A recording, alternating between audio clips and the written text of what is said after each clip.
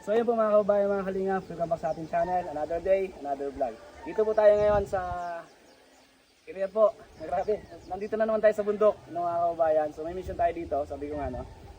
Salamat sa mga nagtitiwala sa atin. Lalo na po kay Marikay Miss Osi at 50, salamat po. Dahil ito pong isa po sa ating ipapagawa dito, yung pong ano po nila Maribel. Kasi itong alaga nilang baboy, napansin ko, yung kulungan po ay, kumbaga, sabi ko nga hindi safe doon sa baboy din. So napanood din po ito ni Marikay Miss Osi at 50 at nag-share po sa atin ng blessings para po sa kanila, kala Kristo po. Samahan niyo ako, pakita ko sa inyo yung ipapagawa natin, mga kababayan. Actually, nagpa-deliver tayo, waiting na lang tayo na dumating. So samahan niyo ako guys, pakita ko sa inyo. Ito po yun guys. So nung nakaraan kasi, ito yung pinaritan natin. Sabi ko nga kulang pa to kasi wala pang ano, ang tawag doon, yung motor. Taklob. Tapos di motor. Ha? Yung motor po. O yung motor. Jetmatic. Jetmatic. So kulang pa yan, wala pa tayo masyadong budget eh. So ito guys, yung pagbabalik ko naman, ito yung nakita ko. Sabi ko nagawa siya ng kulungan. Di ba hindi po siya safe yung sa baboy kasi ano siya eh. Titikal na po yan. Matitikal na no, nagigiba na nga po eh. So ilalahalo blocks na po natin yung paikot. Saka medyo lalaki natin ng bahagya. Kaya abangan nyo yung delivery po. Salamat ulit kay Marikay Miss Osi at 50. Thank you po At yun, samahan nyo po kami at huwag kalimutan mag-like and share po sa ating video na ito. God bless inyo lahat. Let's go! So ayun po mga kalingap, mga kabad. Dumating na po yung unang delivery po. Ito na. Yan na po si Chris guys, so naghahakot. Yun o. So ayun po. Ito yung mga buhangin, mga kababayan, mga kalingap. Buhangin niya boss ano? Okay, mga buhangin. Ayan. Bali dalawang deliver na po kasi kasama yung mga iba pang materials guys. So ayun. Salamat sa mga nanonood po. Grabe po ang init guys oh. Ang bihira yan. Pero maumpisa na po yung ano, yung bandat, yung kulungan po ng kanilang baboy. Okay, so sipag nila oh. Sila nag-deliver, sila pa nagbubuhat. Medyo malayo po kasi yung ano eh, yung kalsada doon. Salamat sa kanila dahil yan tumutulong sa paghakot. Di pa tayo makatulong eh sa paghakot niyan buhangin kasi alam niyo naman din po yung kondisyon ko sa ngayon pa. Di pa pwedeng magbuhat ng mabigat.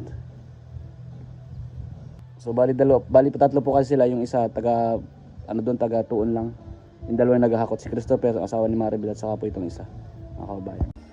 So ayun po mga kababayan, mga kalingap. Dito na yung pangalawang delivery po. So tingnan natin. Ito na. May PVC na rin, pampuste, saka yung bakal, saka yung mga hollow blocks. Ayun. Ilang PVC? Tatlo lang, sabi apat. Magkano ba isa? Tatlo lang po yung ano. Tatlo lang? Tatlo lang ako. Magkano ba isa yan? Resibo po dito. Sige. Okay, sige yan. Ito na po yung pangalawang delivery guys. Salamat Sige. Sige. Saglit lang. So yun. Alam ko apat eh. So mga kalingap, so yun, hakotin na po nila yan papunta dito. So yun po mga kalingap, mga kabayan. So bali, tatlo lang yung ano na i-deliver na PVC, pero order pa tayo ng isa kasi apat po yung poste nung ano eh, kulungan ng baboy. Bro, bigyan mo sila pang merenda. Sige, para matuwa sila pag deliver ulit. Binababa na po din yung mga hollow block saka yung PVC. At yung simento pala nandito na rin. Tapos siguro po sa susunod naman yung ano, yung kasi wala silang ano dun, kahoy at saka yung hindi na year ibubong namin yung tawag doon, yung pawid para malamig din po sa ano, sa baboy, hindi sobrang init. Kain po tayo kay Juan. Salamat. Ito na guys oh. Ngok po. Yan Ngok, po ang ano namin ngayon ay. Sarap po yan. Ito lang po mga ka-probinsya. Oo, ito lang po mga kaprobinsya. Ang ulam po namin, ngok-ngok. Ngok. Ay ito po ay sobrang asawa ni ngak-ngak. Palakpak daw. Palakpak daw. Ano si Maribel? Ay po sa likod tayo ngayon. Maribel. Yun. Yun na pala si Maribel eh. Naiya tuloy si Maribel. Kayo kasi. Maribel. Kain tayo guys. Salamat. Sarap po yan.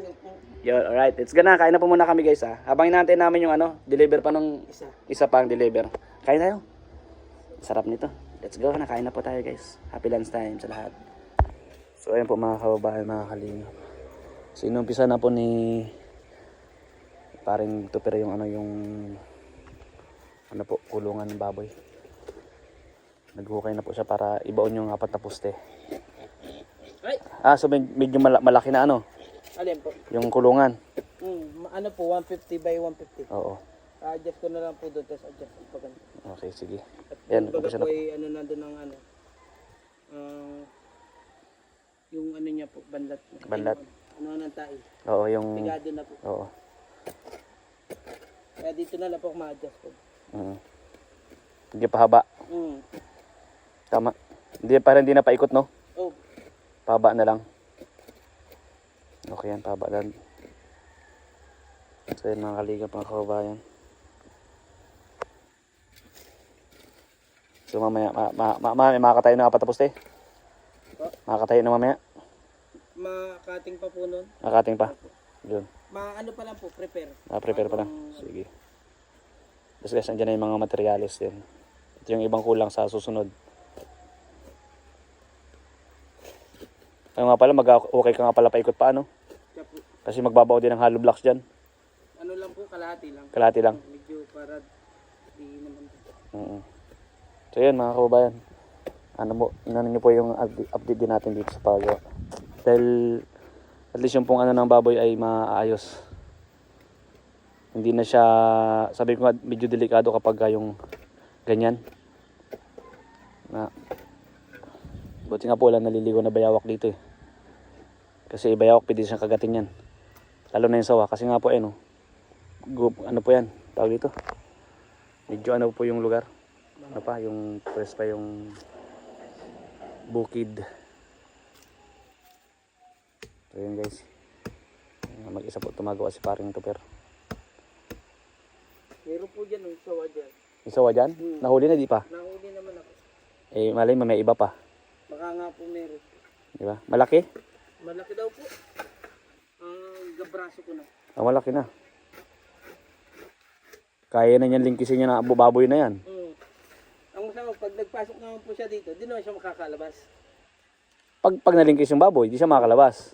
Pag nakain na po niya. Pag nakain niya na, makikita mo, pagulat ka yung alaga mo, bakit naging sawa? Nawala, mahaba na. Kasi gano'n ng manok eh. Pag nalingkis niya na, makikita mo yung sawa, nasa kahoy, hindi makaalis. Kasi busog. Inaantay niyang matunaw sa tiyan niya. Ganun po yung mga sawa eh. So yun po mga kababayan, salamat sa mga nanonood po sa ating vlogs. Maya update po namin ulit kayo. Medyo masakit na naman yung paa natin kaya di tayo makatulong guys. Pambihira yan. Sa mga di po nakakaalam pala, ito kasing baboy na to, pang ano rin to, pag ano po, pambinyag ni Baby Princess. O sa mga ninong at ninang dyan kay Baby Princess guys sa mga kumare ko. Alam nyo na, sa June pa rin ano?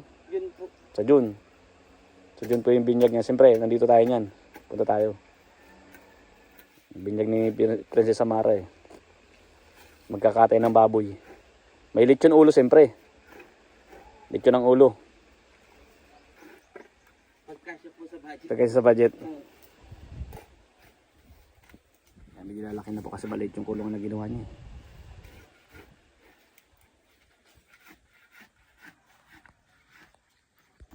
So ayan guys, ginibaan niya na yung ano. Ginibaan niya na yung dating ginawa niyang kulungan. Ayun, medyo malaki na po susunod Malawak na. Malawak na yung ginagawa ni Parang Tupper na bagong kulungan.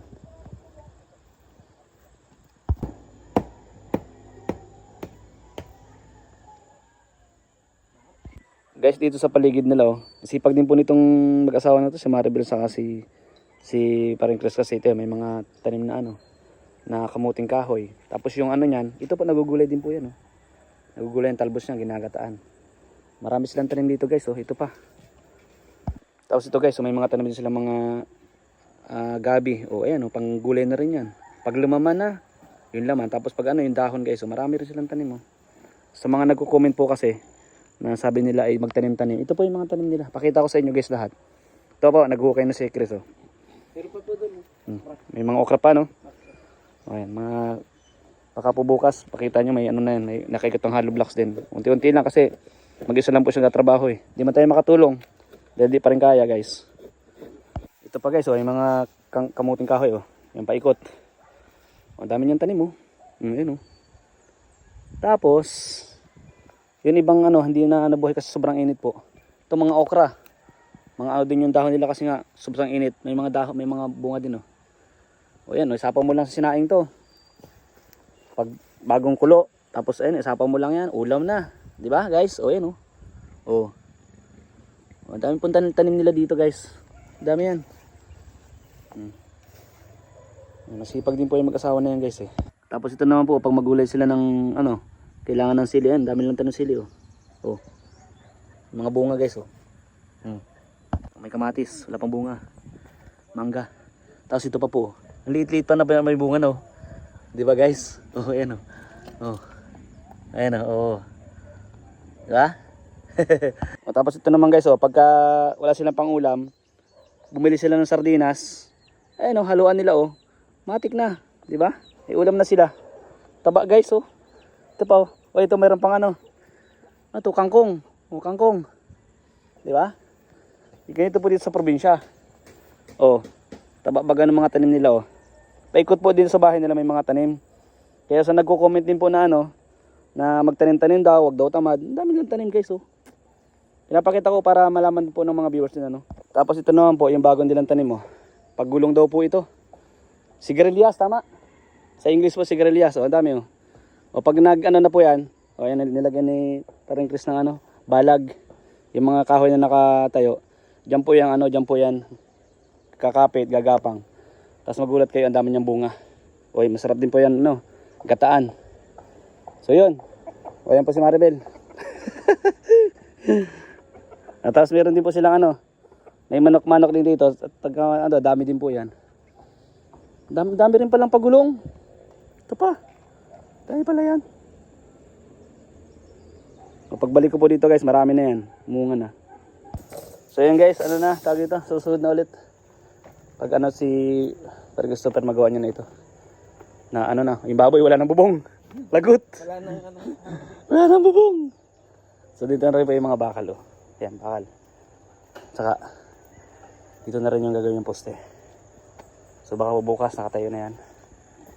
At para okay na yung kulungan ng baboy. Kasi medyo mataas na po yung gagawin eh. Ayan po si Parang Christopher. Ayan. Gagawa na po yan ang poste dyan. Oh, ayan.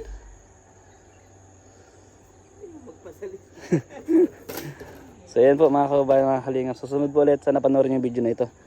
At panoorin nyo po yung susunod na vlog natin dito sa kanila. Thank you, guys, sa inyong lahat. Salamat sa lahat ng nanonood sa ating video. Thank you po. Pangbili nyo ng ulam. Pangbili nyo ng ulam. Maraming salamat po yan. Para may pang ano kayo. Ha? Maraming salamat. Bili ng ulam nyo. Nabili din pong bago. Bawag na bagoy? Oo, wala na po kami bago. Sige. Yun po. Susunod po ulit. Baka bukas ulit pagka ano. Dito tayo. So yan po mga kalingap, mga kabayan. Ito na po. Yung nakaraan na nagpa-deliver tayo ng mga materyales. Kinulang po tayo sa simento at saka yung hollow blocks nandun. Pero yung simento at buhangin kinulang, guys. So bumaon din kasi yan dito. At tapos yung hollow blocks yata kasya eh. Simento lang po at buhangin kasi may mga hollow blocks pa dun sa ano, sa may daanan. Nakita ko. So ito. Kulang na lang po dyan yung kahoy at saka yung bubong. Saan yung baboy? Ayun ba yung baboy? Ayun sa damuhan yung baboy. Ayun o. Yung baboy guys o. So yun mga kalingap. Salamat kay Mari kay Miss at 50. Kasi ayun buhangin at kulang. Buhangin at ano. Semento ro kinulang. May hollow blocks pa naman po doon sa daanan. Nakita ko kanina. Hindi pa niya nahakot. Salamat po sa inyo lahat sa panonood. God bless. Ito po yung pangalawang araw nung pagkatapos ng maghakot ng mga materyales.